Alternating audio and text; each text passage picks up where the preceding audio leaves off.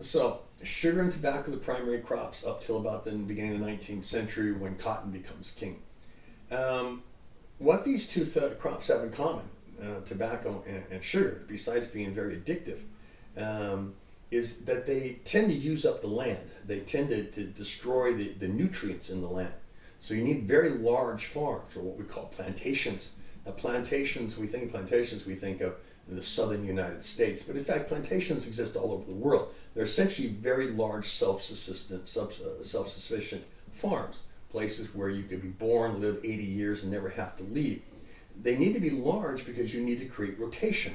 And you have tobacco, um, corn, and then next year you switch that so that the land is able to recover from the damage done by the crop of tobacco or sugar. So you begin to see these large plantations. The other thing they have in common is they take a lot of labor to process, a lot of labor. Europeans at first always had a shortage of labor. They tried to deal with this shortage of labor first by enslaving the Native American. That turned out to not be very successful because, well, there are a number of reasons. Native Americans, first of all, were dying off at great numbers because of European diseases. They tended to run away whenever they had a chance. And the advantage they certainly had over the African, was going to be that Native Americans knew where they were going and they usually had friends waiting for them. That was not a very stable source of labor. Europeans attempted something called indentured servitude. This is when you would take a poor person from Europe, you would pay for their transportation over to the New World. They would pledge to work for you for a certain amount of time, usually about 7 years.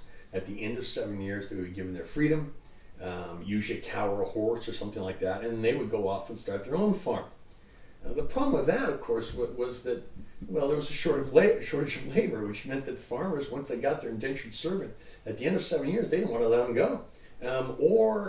If they did let them go, they wouldn't give them their horse or their cow. So indentured servants constantly complained. There was a problem on the other side. Often indentured servants would be in Jamestown, and they'd find out that there was a large English community in Boston, and they'd run away. They'd run away to Boston, and nobody knew where they came from. They would simply meld in with the community someplace. So they either ran away. So this was another problem. So starting in 1619, the first slaves to North America arrived in Virginia. They were brought by a Dutch ship. 20 Africans were brought, and they were sold as indentured servants because there was no legal slavery in the British colonies yet. What we have in the 17th century is the development of slavery in the Caribbean for sugar, in the southern colonies of North America primarily for tobacco, okay? And those numbers begin to increase. Now, the majority of slaves or Africans will be brought to the Caribbean. When an African was brought to the New World, the first thing, they even have little handbooks on how to do this. First thing a slave owner was told to do was to break down that slave. And break down that slave in order to control that slave. Now, how do you do that?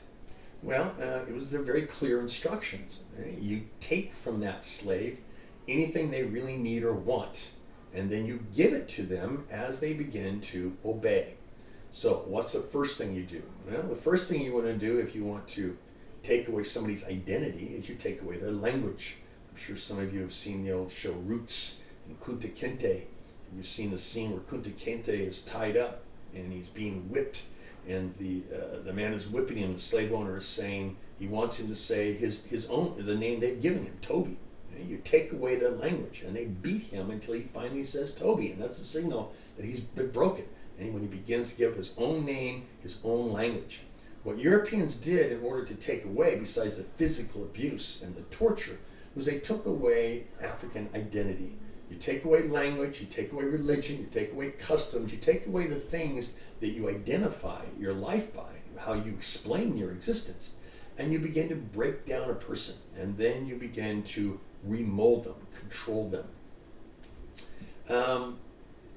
As Europeans began to do this, the numbers of slaves began to increase, and you begin to see a different development. Two distinct changes began to take place in slavery in the Americas. In the Caribbean and South America, you begin to see a little bit more assimilation or miscegenation, begin a mixture. Um, and it's primarily because of the numbers.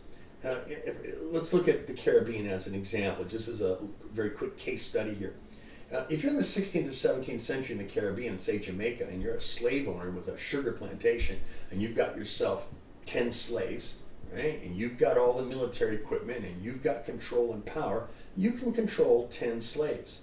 But as your plantation grows, and as the numbers begin to grow, and you start to get to 100 slaves, 200 slaves, now you're starting to have a bigger problem. Now you got a security issue here. Is it going to be safe for me to go out?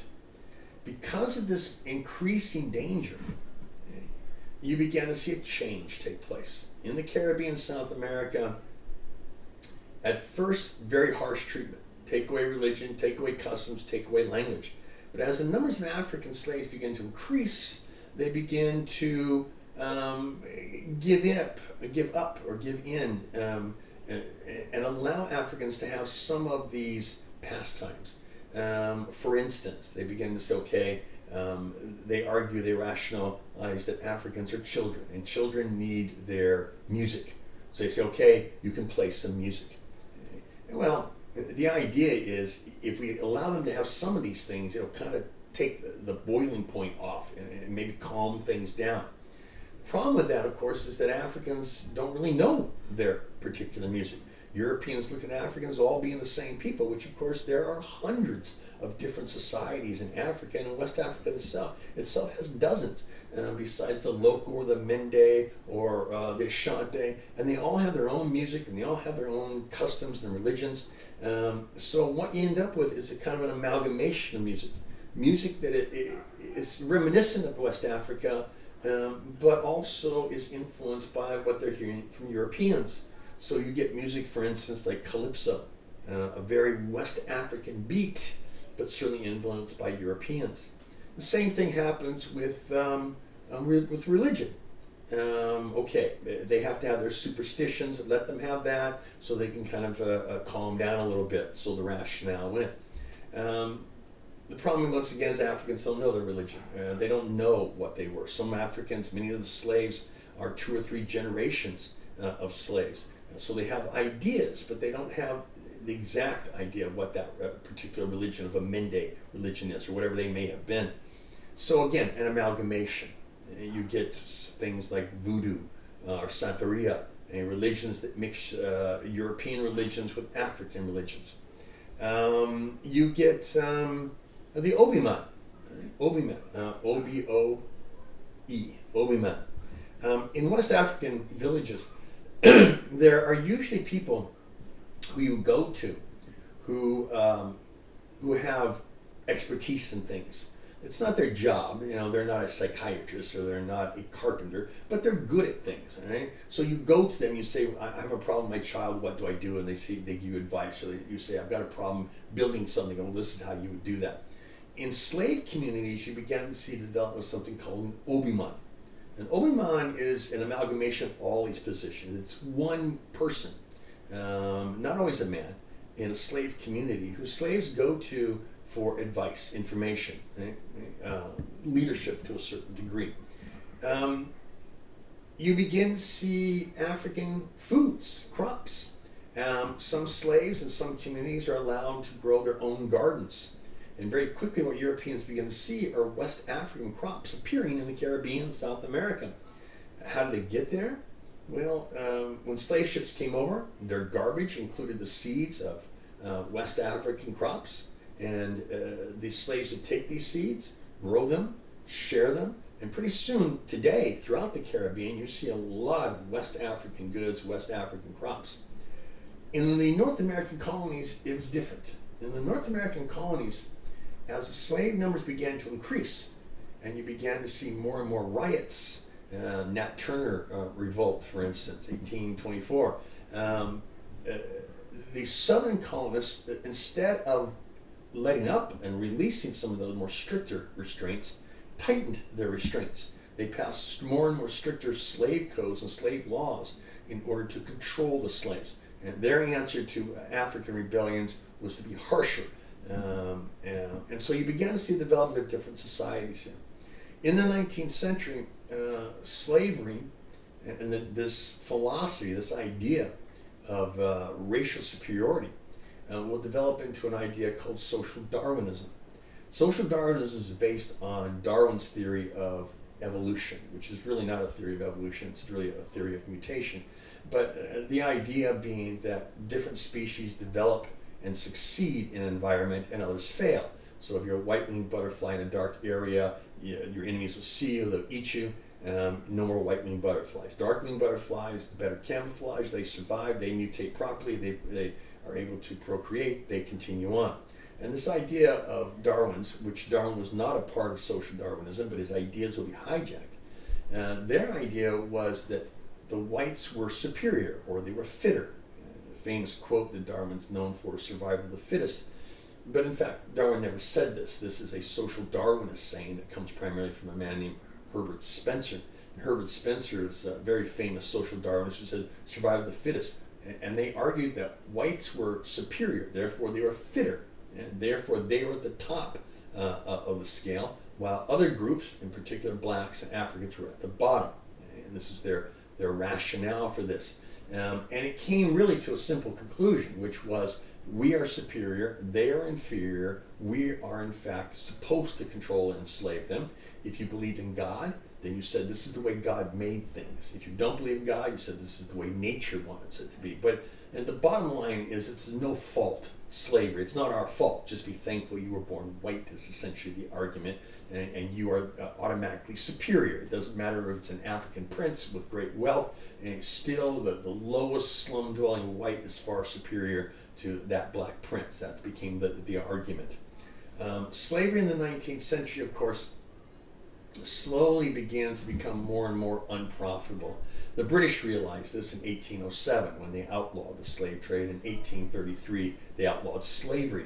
In 1807, the United States also outlawed the slave trade. Would not allow the selling of slaves or the import of slaves into North America, to the colonies. But slavery itself, of course, won't be ended until the American Civil War, 1865. And of course, it'll be followed by the Jim Crow laws of the South and sharecropping, which are essentially other forms of legalized slavery. One needs to understand in this brief little review, guys, that what we're talking about when it comes to Africans is that they have a stigma that was attached to them starting in the 16th and 17th century by Westerners that said that these people are inferior. That stigma makes African history, African American history, much different than immigration history. Again, as I stated early in a different lecture, guys, Africans did not come over by their own choice. They did not come over to improve their lives. They were quite happy where they were at.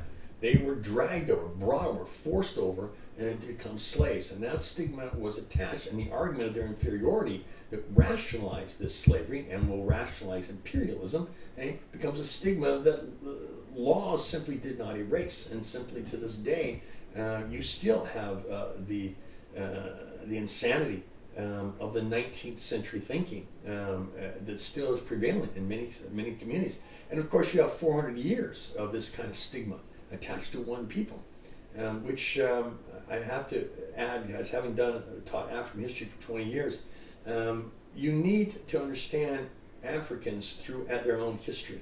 You understand the greatness of Africa, the achievements of Africa, in order to overcome that negative mythology that was created in order to rationalize Western imperialism and Western slavery. All right, and we'll talk about imperialism